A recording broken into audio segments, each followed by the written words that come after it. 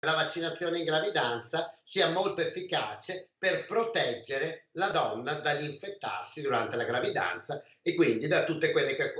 possono essere le conseguenze in questo senso. Un altro dato molto importante è che gli anticorpi che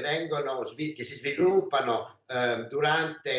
come conseguenza della vaccinazione attraversano la placenta e possono avere un effetto protettivo nei confronti del neonato. Continuano gli appelli alla vaccinazione in gravidanza, continuano ancor di più dopo il caso del neonato ricoverato da ormai 10 giorni in terapia intensiva neonatale dell'azienda ospedaliera di Padova. Le condizioni del piccolo sono serie, ma c'è un cauto ottimismo da parte dell'equipe medica che lo segue. Adesso sta migliorando, sta meglio fortunatamente, però probabilmente se la mamma di questo neonato fosse stata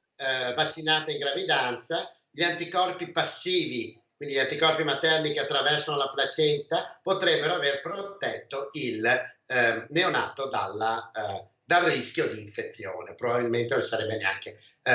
infettato. Una raccomandazione che arriva anche dal Ministero della Salute che in una circolare appena emanata evidenzia l'efficacia della vaccinazione anti-Covid che può essere somministrata alla donna in gravidanza in qualsiasi periodo, soprattutto tra il secondo e il terzo trimestre. È consigliata sempre, appena si sa di essere in gravidanza e non ci si è vaccinati prima, perché ovviamente se ci si è vaccinati prima si è già protetti,